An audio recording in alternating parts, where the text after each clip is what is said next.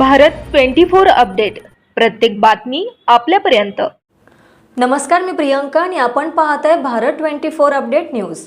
Bharat 24 update news मध्ये आपल्या सगळ्या दर्शकांचं अगदी मनापासून स्वागत आणि पाहूयात आता आजच्या ठळक बातम्या। आज आम्ही उरण ईश्वरपूर शहराच्या वतीनं तहसीलदारांना भेटून काल झालेल्या एका अल्पवयीन मुलीवरती बलात्काराच्या प्रकरणासंबंधी मान्य तहसीलदार मॅडम आणि पोलीस निरीक्षक वक यांच्याशी पूर्ण चर्चा केली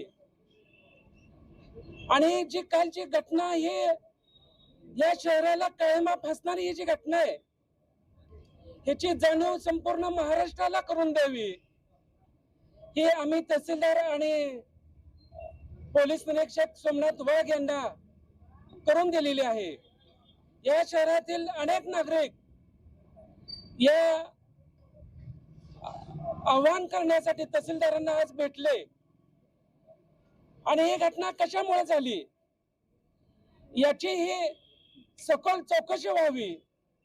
नशिले पदार्थाचं सेवन करून अनेक अत्याचाराच्या प्रमाणामध्ये प्रचंड प्रमाणात वाढ होऊन ह्या घटना घडत असून ह्याची जाणीव उरण ईश्वरपूर पोलीस स्टेशनला आणि तहसीलदार मॅडमना करून दिलेली आहे।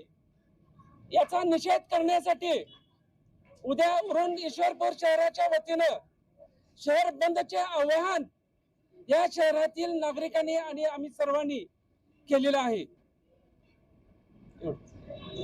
नमस्ते, मी सौ पुष्पलता विनायक खरात, अध्यक्ष उरण ईश्वरपूर राष्ट्रवादी काँग्रेस पक्ष शरदचंद्र पवार।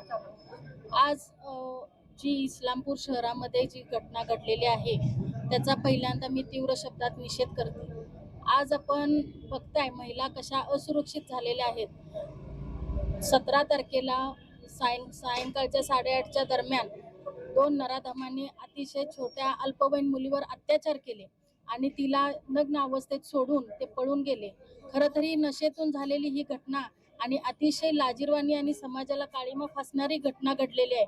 या घटनेचा तर निषेध करतोच आम्ही। काल आम्ही पोलिसांना सुद्धा धारेवर धरलेलं होतं की असे हे गुन्हे थांबले पाहिजेत। वारंवार ईश्वरपूर शहरामध्ये महिला असुरक्षित आहेत। आज बाजारातून फिरताना असेल, गर्दीच्या ठिकाणी असेल, स्टँडवर असेल, कोणत्याही ठिकाणी वारंवार शहराच्या आम्ही नेहमी निवेदन देत असतो। मे महिन्यात संदर्भात निवेदन दिलेली होती पण अजूनही ते काम पूर्ण झालेलं नाही। महिला खरोखर असुरक्षित झालेल्या आहेत। म्हणजे हा कायदा सुव्यवस्थेचा काय जाब राहिला आहे का नाही लोकांच्या मध्ये, मुलांच्या मध्ये? खरंच प्रशासनानं यावर लक्ष दिलं पाहिजे। अशा जर घटना थांबल्या नाहीत तर आणि या आरोपींना कठोर शिक्षा झाली नाही तर उरण ईश्वरपूर राष्ट्रवादी महिला काँग्रेसच्या वतीनं तीव्र स्वरूपाचं आंदोलन करून आम्ही नक्कीच या न्यायापर्यंत पोहोचण्याचा प्रयत्न करू। आज मनाला दुःख होतंय, वेदना होत आहेत। एक महिला म्हणून आणि स्त्री म्हणून यापेक्षा पुढे जाऊन एक माणूस म्हणून या समाजामध्ये वावरत असताना काल टीव्हीचं बटन सुरू केलं आणि पेपर आले तेव्हा जी घटना बघितली त्यावेळी मनाला अतिशय दुःखदायक आणि माणुसकीला काळीमा फासणारी घटना होती। खरं पाहता मला आनंद झाला 2 महिन्यापूर्वी की या इस्लामपूरचं नाव ईश्वरपूर ठेवलं। नाव बदलून मानसिकता कधी बदलणार हा पहिला प्रश्न या ठिकाणी वाटतो। दुसरी गोष्ट की ज्या पद्धतीने ही कृत्य घडत असतात आपण जर पाहिलं तर ईश्वरपूर मध्ये गेली काही वर्ष एक गुन्हा झाला, दुसरा गुन्हा झाला, तिसरा गुन्हा आणि गुन्हेगार 15 दिवसाच्या नंतर लगेच जनतेमध्ये त्या ठिकाणी मोकाटपणे फिरत असतो। जर प्रशासनाचा वचक नसेल, पोलिसांचा वचक नसेल, गुन्हेगाराला चाप त्या ठिकाणी बसत नसेल तर असे गुन्हे पुढे आणखी जाऊन घडत असतात आणि केवळ या गोष्टीमुळे गुन्हा करण्याचं धाडस त्या ठिकाणी वाढत असतं। अतिशय दुर्दैवी घटना आहे, अमानवीय अमानुष अशी घटना आहे। आमच्या महिलांच्या हृदयाला कुठेतरी यात तीव्र वेदना होत आहेत की उद्या माझी मुलगी शाळेमध्ये पाठवायची का नाही आणि पाठवली तर ती सुरक्षित घरामध्ये येईल का नाही, कुठे समाजात बाहेर फिरताना ती सुरक्षित असेल का नाही।